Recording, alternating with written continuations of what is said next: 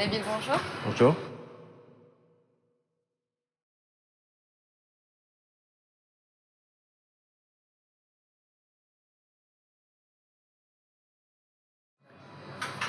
Vous savez, je fais pas des films uniquement par choix, je fais des films par nécessité, par besoin irrépressible de dire, d'exprimer un point de vue sur le monde à travers des personnages.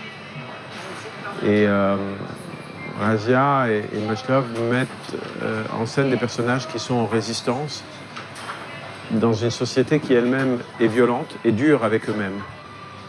Et donc, d'une certaine manière, quelque part, la dureté du propos, l'expression du film est le reflet de ce que ces personnages eux-mêmes, de mon point de vue, avec mon regard de cinéaste, vivent dans la société dans laquelle ils évoluent.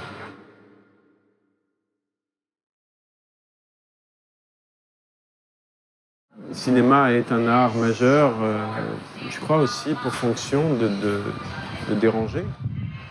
De déranger des idées reçues, de déranger des schémas préétablis, de déranger des ordres. Et forcément, quand on fait des films dans cette mouvance, il y a ceux qui, derrière, veulent voir et veulent entendre, et ceux qui veulent rien voir et rien entendre.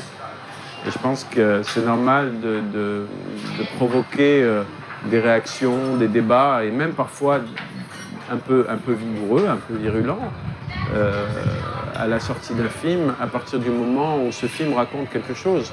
Donc moi, je ne suis pas dérangé de déranger. Je pense que ce qui serait triste, ce serait de provoquer des polémiques inutiles ou stériles sans raison. Je pense qu'à partir du moment où un film dérange, ça veut dire qu'il raconte quelque chose, qu'il dit quelque chose.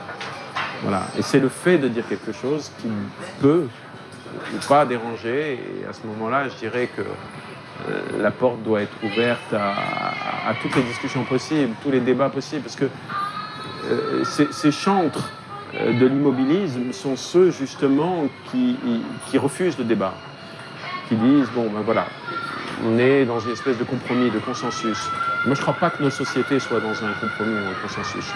Au contraire, je pense qu'elles ont besoin de confrontation. Et c'est ces confrontations, c'est ce débat qui va nous faire grandir dans nos têtes, dans nos aspirations et dans nos rêves surtout.